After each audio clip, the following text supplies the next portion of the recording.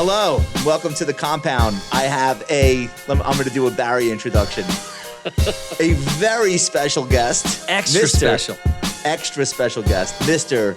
Barry Ritholtz. Barry is my business partner, my friend, one of the first people who inspired me to start writing about investing and markets. And he and I have come a long way together. And I am so happy to let you guys know we are talking today at the threshold of the launch of Barry's new book. This is it's hard to believe, it's only your second book. Right. Okay. I'm like clockwork. I crank them out every 15 years. The next one will be 2040. That'll be out. Well, this one is perfect for our audience. It's called How Not to Invest by Barry Ritholtz. Looks like you got a forward by Morgan Housel. Mm-hmm. I guess I was busy when you were trying to figure Morgan is the one who's been nudging me for years to write a book. Yeah. And finally, it's like, I know how busy he is. I thought if I said, I'll do it if you write the forward, it would make him go away. Yeah. Bad planning. So let's start here. One of the things that you kind of have as like your recurring theme is what not to do. And it's so different from what so many market commentators, investment writers harp on, which is like, do this, do this, do this. And you have always said, well, I can start by telling you what not to do. And I've heard you do that with clients, and I've heard you do that with your own column as far back as thestreet.com. And it's kind of like your calling card, like, here are the mistakes to stop making. Let's start there. Why do you think that's so important?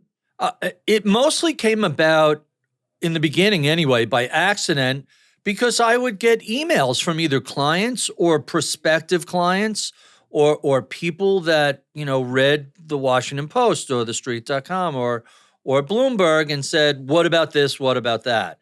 Yeah. And, when the publisher first reached out, I said, I have an idea. Why don't we call the book Debunking Investment Bullshit? But they're proper, they're British. They weren't very happy with that. They let me mention that in a footnote, which is kind of fun. But, a few people have been asking me to write another book for a couple of years, and my answer was, hey, we have a century of books. We have 10,000 books telling people what to do. Most of them are still pretty mediocre investors. Yeah. Do we really need another one? And in 2023, it was when the year of revenge travel, we post-pandemic had just gotten back from December holiday, and there were a few days between Christmas and New Year's before we're back in the office. I just started looking at some old stuff I had written, some research, some notes, and like you mentioned, I started seeing, gee, a lot of this is don't do this, don't do that. Yeah. So in my home office, I have this giant bulletin board. And I just started writing ideas on 3x5 cards and trying to organize them. By the way, anyone who's an app developer, there should be a way to write nonfiction books using, there should be some app that does this, and I really haven't found a good one. But it became pretty clear that the bad ideas, the mistakes, the things not to do naturally organize themselves, kind of organically organize themselves into, hey, here are the dumb ideas we believe in. Here are the numbers that trip us up all the time. And here's how it manifests in bad behavior. Suddenly, I had a book. Yeah. I think one of the big things with learning to invest is making mistakes and then learning from those mistakes and then not making them again. But the cheat code is to just have a list. All right, I promise you these things don't work. And so you still have to make a lot of your own mistakes, but you don't have to make all of the mistakes in the world. And so I think narrowing down, like, these are the things that you definitely don't want to do. I want to tell you a couple things, though. I was not prepared for the size of the book, but then I was delighted as I started to read it because it's like 2 pages, go, next, next, next. So it doesn't read like a book of this size. Was that deliberate? So, first of all, I never expected it to be as large as it is, but it's also a little deceptive because the last, 150 pages are all footnotes. Right. And there's a ton of white space. Like, the chapters are a page and a half, 2 pages, Right. 3 pages long. Which I love. I had to argue with the publisher who wanted to start each chapter halfway down the page. I'm like, you realize this will be an 800-page book if we do that. So they started at the top. It brought it down to 500 pages. Then I made some other tweaks, and we brought it down to like 400 pages. But there's a ton of white space. It's not as, it's not a tome that you have to slog It's not as tomey of a tome. Right. I love Bill Bernstein's told me, he goes, each chapter was like a potato chip. I wanted to stop, but I couldn't. And I thought that was really a fun, nice thing to say. Yeah, no, the book moves. You dedicated the book to both of our intellectual heroes, people that I think have also written a lot about the mistakes people make. So I want to ask you why these two people in particular, Charlie Ellis, who wrote The Loser's Game, and arguably the most important book about not making unforced errors, and he wrote this many, many years ago. And then, of course, Charlie Munger, who is probably, if you were to look up common sense investing on Google, probably Charlie would be the first result they would point you to. Was that something that you knew early on you wanted to dedicate the book to these two thinkers, and why? So it was a little serendipitous. I've had Charlie Ellis on the podcast a couple of times, and he's just delightful. Greenwich Associates, chairman of the Yale Endowment, board of directors of Vanguard. I mean, talk about a resume. And it started out as a paper. Winning the Loser's Game was him drawing the parallel between tennis and investing. And he makes the case, hey, tennis is 2 games in one, like investing. Tennis is a professional game and an amateur's game. And the professionals win by scoring points. They hit with power, they hit with accuracy, they score aces on their serves, they kiss the line, they hit the ball to where you aren't, they use fancy drop shots and slices. That's how the professionals win. The other 99.9% of us who play tennis, including you and I, including right? So that's not how we win. We actually lose through unforced errors. We double fault on a serve, we hit long, we hit into the net, we hit wide, we don't put enough topspin on the ball so it bounces right up to your opponent's sweet spot and he destroys it. We behave outside of our own skill set and it bites us in the ass. And so if only we could let the other guy beat themselves and us make fewer mistakes, we win. So he draws... Put the ball in play, not try to hit 100 miles an hour and not get too cute. If you can just keep the ball in play, there's a high likelihood the person you're playing against is also not a professional, and let them make those mistakes. So long as they haven't read Charlie Ellis's book also, you have the advantage. And then the serendipity of this, I'm in the middle of kind of organizing the book. My last book I dedicated to my wife. So I didn't know who I was going to dedicate this. And I happened across, so I'm reading one Charlie's book, and I happened across this other Charlie quote, which was, and at the time, Charlie Munger was still alive. So I thought, oh, won't this be nice to dedicate this to 2 Charlies? But somebody at one of the Berkshire Hathaway annual events had asked him, are you and Warren successful because you're so much smarter than everybody else? And classic Mungerism, he said, it's not that we're smarter than anybody else or everybody else. We're just less stupid. Your goal is to just be less stupid, which, nobody but Charlie Munger would say that out loud, more or less think of it. But if you stop for a moment and consider it, it's really true. Make less boneheaded mistakes and just stay out of your own way, and your portfolio will, and the market will mostly take care of itself through the miracle of compounding over the decades. Yeah, I don't think Warren Buffett and Charlie Munger would say that they are. Here's how I would phrase it. Warren Buffett has a quote of his own where he says, this has nothing to do with IQ. Investing is not a game where the guy with the 160 IQ beats the guy with the 130 IQ. And actually, in fact, we see all the time examples of where it's the opposite of that. Right. But I digress. It's about temperament. This is so I think one of the things that temperament means as an investor is like literally not losing your head and literally not allowing emotions to drive you into some of the things that, in hindsight, you look at it and say, "What? Wait, why did I do that again? What was I thinking?" So that's a really big part of this.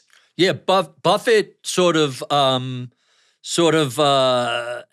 annotated the Munger quote by saying any IQ over 125 in the markets is wasted.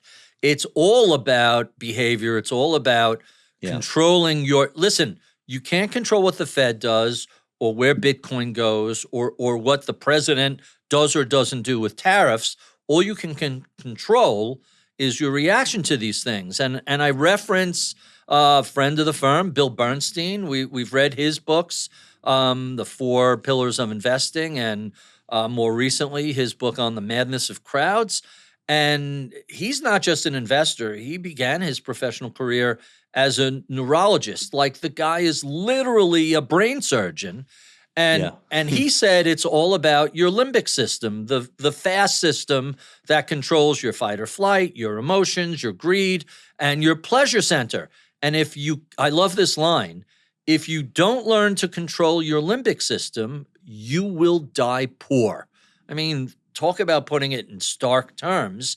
Learn how to manage your own behavior. Otherwise, don't expect much financial success. Okay. So for the viewer who agrees with everything that you've just said, before they read your book, how do you know when you're about to do something stupid? How do you know that the thing that you're doing right now is going to be stupid versus smart? Is there a cheat code that you can just run through some sort of mental checklist and maybe have a better idea that what you're about to do is one of the classic investing mistakes?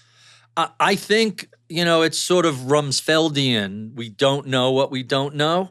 We're not aware of our own blind spots. And so there isn't a magic cheat code. There are things that you can perhaps start to recognize. One of the solutions, so I didn't want to just make the whole book negative. Don't do this, don't do that. The last 10% of the book are, here are the 10 things you need to do. And if you do this, not only will it help you not do those bad things, but it'll be positive. One of the positive things I reference is the idea of a cowboy account.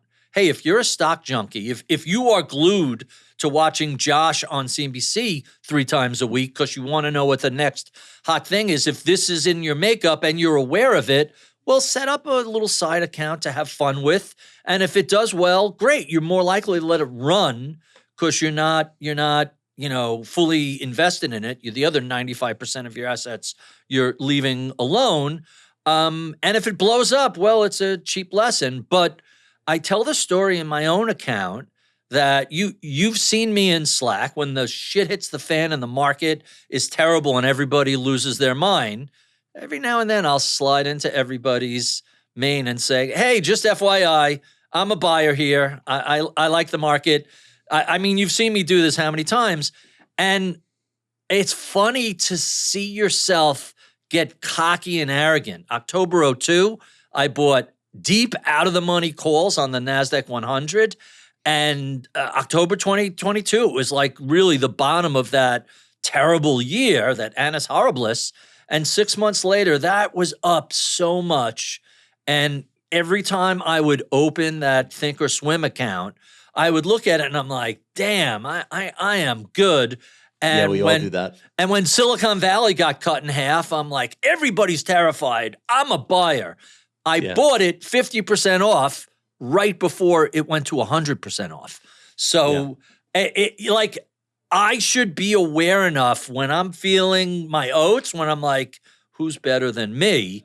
When you say that to yourself, that like lights and bells should go off like, hey, every time you get this attitude, I know it's house money, but you end up giving a lot of it back. You should be a little more self-aware that big winners are often followed by pretty decent-sized losers. One of the most interesting things over the last couple of years not, I shouldn't say interesting, tragic. I had a lot of friends who during the pandemic, there's no sports on TV, so they discovered trading. And in the second half of 2020 and through most of 2021, the stock market effectively went up every day. Straight up. And there were stocks that went up 500%, 1,000%. I mean, I'm not even exaggerating. Yeah. And on top of that, there were 1,000 IPOs that year. So not only did you have markets going straight up, but you had all sorts of new companies, new ideas, new technologies, and you had this population effectively sitting at home on their phones with nothing else to do other than, I mean, you couldn't bet on a football game, but right. So, all right. So, but Robinhood made it easy to bet on anything, and they gamified it to make it even more, more significant that you're doing something wrong. So one of the things that happened as a result of that is I got a lot of emails and calls, some from perfect strangers and some from people that I know my whole life. I'm starting a hedge fund. Hey, this is easy. Why are you going to do that? Well, I sold my business. A lot of people sold their businesses during the pandemic too, by the way. Well, I sold my company to private equity, and they don't really invite me to meetings anymore. And now I have this huge lump sum, and I've spent the last 6 months crushing the stock market with my options or with my crypto or with my, and I tried really hard, Barry, to just be like, it's not going to be like this forever. And by the way, if you're having that much fun trading, just keep doing it for yourself. Right. Nothing is less fun than having other people to answer to. But of course, nobody listened. None of that worked out well. And, I think what you're talking about, that confidence, that moment where you absolutely nail a trade, it's almost impossible to not be infected and think that, whoa, I just unlocked a hidden talent that lay within myself. I never knew. Right. I never knew that I was destined to be the next David Tepper. Right. And it's hard because our brains are wired where if something works out really well, we want to do it again. We want to have that feeling again. That dopamine rush. You want that hit of, Who wouldn't? So there's a couple of funny things about that. First, I got a couple of gray hairs. I'm older than you. I lived through that experience of random newbies discovering their inner Peter Lynch, that they were geniuses in the 1990s when day trading at home was a thing, when dentists were selling their practice to launch day trading shops to become so's bandits, which was a new way of executing trades where you didn't need the turtle traders, Sure. Richard Dennis. I can teach anyone to trade. That's right. Right. That's right. Yeah. And so at least Richard Dennis had a formula and a strategy and a trend following approach and a bit of risk management. So it was fairly credible. You fast forward to 2020, my favorite Twitter feed is a guy who called the feed TikTok Investors. And what he did was go through the worst of Instagram and TikTok and pull all these like incredibly reckless, irresponsible, pure Dunning-Kruger effect. How do we support a lifestyle? We day trade at home. There's a very handsome couple. You remember them. They both had these like gorgeous blue eyes. We only buy stocks that go up. And when they stop going up, we sell them. That was the secret. Hold on, let me write that down. Only buy stocks that are going up. Got it. Didn't Will Rogers say that like 100 years ago? Or my favorite was the guy who said in this sort of Southern drawl, y'all don't really need to pay income taxes if you follow the Constitution. As long as you're on a boat in international waters, you don't owe the IRS anything. And he would just highlight these. It got so bad that the Internal Revenue Service put out a note that said, these are the 42 things that are on social media that are wrong. No, if you're in international waters on a boat, money you earn as a U.S. citizen, you still owe taxes on it. By the way, where could you're a boater. Yeah. Where could you be situated on a boat that you're in international waters and not like sitting out in the middle of the Atlantic? What the hell are these people talking about? If you go down to the Mariana Trench, about 8,000 feet below the surface, the IRS won't be able to fine you. No capital gains No tax. cap gains, no taxes. You could, eventually when your, bones settle in, you won't owe tax. Now, your estate, your kids will still own taxes, but you'll be off the hook. One of the things that you've tackled both in your columns over the last 20 some odd years, but also in the book, is what you call economic innumeracy, or economic illiteracy and economic innumeracy. Right. Innumeracy is just you lack the ability to understand basic numbers, and you would be shocked. I know math phobia is a real thing, but you would be shocked about how many people simply don't understand how basic math works, especially if you're looking at either economic data or market data. It's genuinely surprising that people who consider themselves, active, knowledgeable investors are just mathematically clueless. It's amazing. But on the economic side, so right now we're in a moment where there's tons of concerns about the things that are happening with tariffs and with inflation and what's the Fed going to do. And it's always somewhat confusing for people that don't follow this every day, because it's confusing for the people that do follow it every day. There are a lot of mixed messages coming from economic data.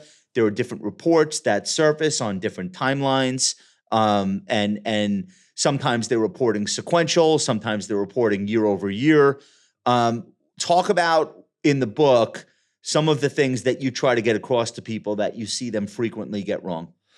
So let me just give you a few of the bigger ones. The one that really annoys me is the dollar has lost 96% of its value over the past century, which is it's technically correct, but completely misleading.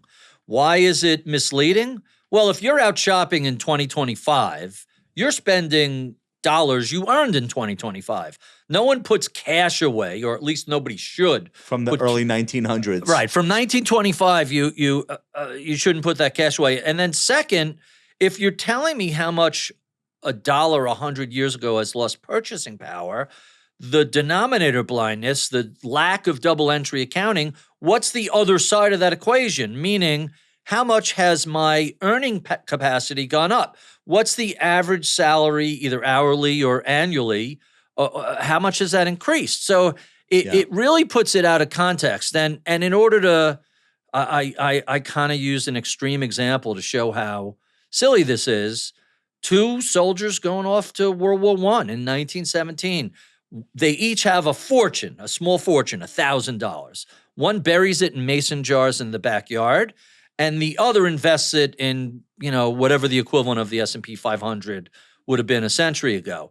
So you come back, you each descendant discovers this money a century later. And technically, if you left cash in the ground for a century, the purchasing power is 96% less. But cash isn't a store of value. Cash is a medium of exchange. Use it to pay your mortgage or your rent, to fund your entertainment and travel, to invest in our business, or to invest in stocks, bonds, and real estate. Had you invested that money, $1,000 in the stock market, when I ask people, what do you think that's worth? Oh, it's got to be worth $1 million, $2 million. To show you how little we understand the impact of compounding, $1,000 at between 8 and 10%, which is what the market gives you on average, 100 years later is worth $32 million. Right. It makes people's heads explode because the purpose of investing is to let the market work for you, to let time compound your capital, so when you need it, you have even more purchasing power. So that's a big one. That's one that that sort of a numeracy kind of makes me crazy. The other one, really simply, every month people lose their minds over non-farm payroll. And I'm fond of saying, most non-farm payroll reports are meaningless. It's only when you have a radical departure from the prior trend that matters. But if you understand how non-farm payroll is put together, a key aspect of that number is each month about 3.9 million people retire, go on sabbatical, go on maternity leave, educational leave, just take a break or die. And during the same month, about 3.9 million people enter the labor force, graduate college, switch jobs. And the non-farm payroll report is just the net difference between those two. So it's 100 or 200,000 people out of 4 million people changing jobs, out of 165 million people in the workforce, out of 350 million people in the U.S. Wait, what do we care about 100,000 people switching jobs? It's a rounding error. So if you focus on the trend and not succumb to the recency effect and overweight what just happened. And then the third number that I think is fascinating that blows people's mind comes from Henry Bessenbinder out of Arizona State University, who was trying to determine if stocks or bonds had the same risk level. Are we overestimating the riskiness of stocks? Are we underestimating challenges with bonds? And kind of stumbled accidentally into discovering that market returns are driven by less than 2% of all stocks. This one blows my mind. Right? So of all the stocks that have ever existed, all of the returns in the stock market have come from such a small number of those stocks. It is absolutely an insane proposition to think that anyone is going to be good enough at identifying that tiny percentage in advance. Right. Not only identifying the 1.5%, and I think it was 2% overseas, 1.5% in the US, but if you have a normal portfolio and you're spreading, pick a number, 10, 20, 30, 40 stocks into that portfolio, so they're 2 or 3%, it's not just that you have to pick those 25 or 50 stocks, but you have to only pick them and not have your portfolio festooned with the other 66,000. And not sell them. Right. And not ever. That was another study that someone else did, and this is why there are so many footnotes, and it's based on a lot of really credible academic research. It turns out that mutual fund managers are really good buyers of stocks. They look out at the world and they can identify companies that are, it's not that hard to say, show me the stock companies whose profits are rising, that are priced this way. They're really good buyers. But it turns out they're terrible sellers. And I talk about in the book the very clever way these college business school professors figured that out. They said instead of, they looked at, like 2,000 managers over 20 years and hundreds of thousands of transactions. And they said, anytime a manager sells a stock, instead, we want to run the simulation where we're not selling that stock, but randomly selling any other holding they have. And the outperformance was hundreds of basis points. Oh, my God. Randomly selling a holding versus, no, we should sell this. And the explanation was pretty simple. They're selling the winners? No, they're selling things emotionally. Either they're selling the winners. Selling big losers. They're selling winners that have gone up, or they're selling things that have just come down a little bit. Okay. Conversely, once something drops a certain amount, they hold it till grim death rather than admit the loss. So they sell the winners when there's still a ton of upside, or they sell the winners when they've faltered 10, 15%, and it's just normal volatility. So let's leave people with a couple of the absolute worst things you could do as an investor. And then, of course, we want them to get the book for themselves and learn a lot more. But let's give people a couple of nuggets. So some of the big things are pretty obvious. Not having a financial plan, which will determine how much risk you take, what your allocation looks like. You know, the idea that we just want more money for the sake of more money is a bad strategy. Think of the hedge. So you ask somebody like, what are you doing with your money? I'm investing it. Okay, why are you investing it? Why? So that it's more.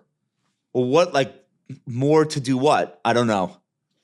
That's not good. So how do you determine how much risk you want to take in order to achieve your You don't goals? know how much more you need. The guy who blew up that hedge fund a couple of years ago, it was all about more. I'm trying to forget the guy's name. Bill Wang. Wang, that's right. And he just recently got, lost an appeal, and now there's other indictments coming along. And it's like his whole purpose was more for the sake of more. It turns out that, money is a tool, and you don't just keep buying hammers and lining the rows of your garage with hammers. You get the tools you need and you deploy them towards a purpose. If your purpose is philanthropy, generational wealth transfer, retirement, maybe you have a couple of little ones in the house and you want to max out their 529. You are investing so you could pay for college. You're investing towards a purpose, and that purpose not only puts a time horizon on it, but that determines how much risk you embrace. So that's mistake number one. Mistake number two is straight out of the Dunning-Kruger playbook, which is imagining your skills are much higher than they really are. It's not just that it's hard to pick stocks. It's hard to pick stocks, and most people aren't good at it. It's not just that it's so difficult to market time for a variety of reasons that you and me and Ben and Michael and Nick have talked about, the clusters of big down days and big up days together, and how frequently, if you miss a big down day, you also frequently miss a big up day, but how challenging it is to do. One of the other numbers in the book that blew my mind is that when people, and by people it's mostly middle-aged men, but when people panic out of the market, 31% of them never go back to equities. Stop and think about how devastating that is. The market's not for me. Right. And it's like, wait, so what are you going to do when you retire in 30 years? The one that it's rigged. You and I used to hear this. So for people that don't know, Barry and I started working together in 2010. And we spent the first 2 or 3 years talking to people who had reached out to us. These were successful, educated, intelligent, normal people, but a lot of them were just carrying this baggage of the market's rigged.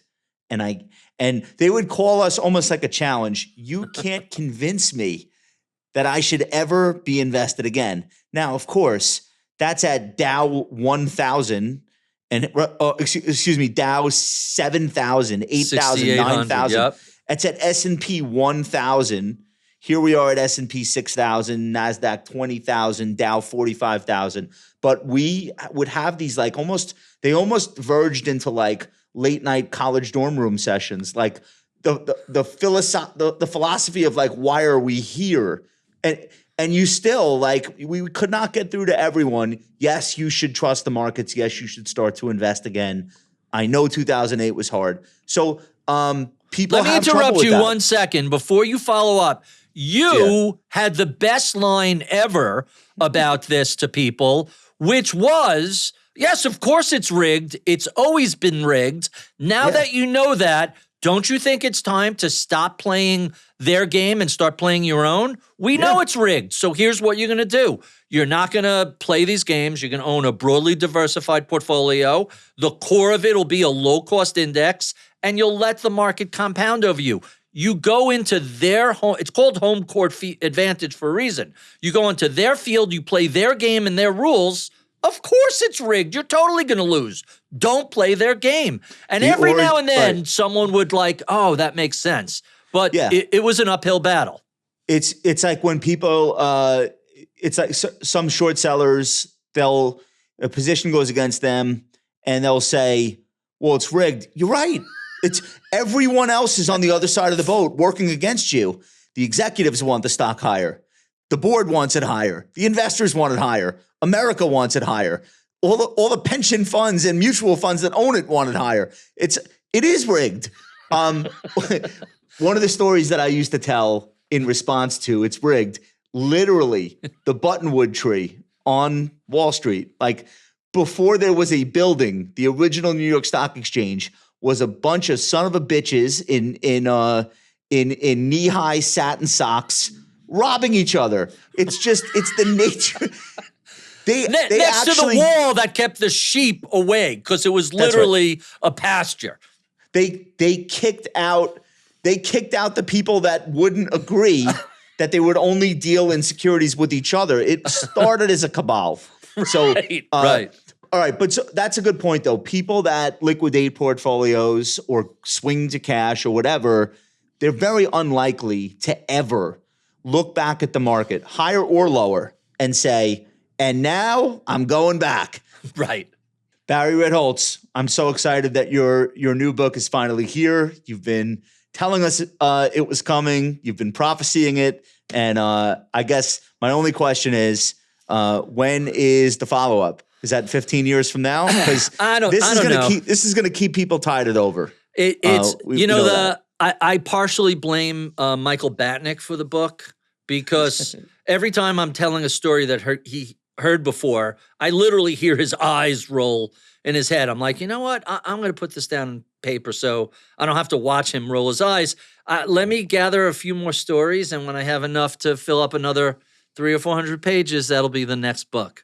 All right, guys, get How Not to Invest by Barry Ritholtz at bookstores near you, at Amazon, anywhere books are sold. And I promise, by the time you have gotten through the first or second chapter, you're going to start to say, why didn't I think of that? Or why didn't anyone ever tell me that? And those are the two reactions that I had. And I've been in the business for 25 years. So thank you so much for joining us today. And thanks so much to you guys for listening and for watching.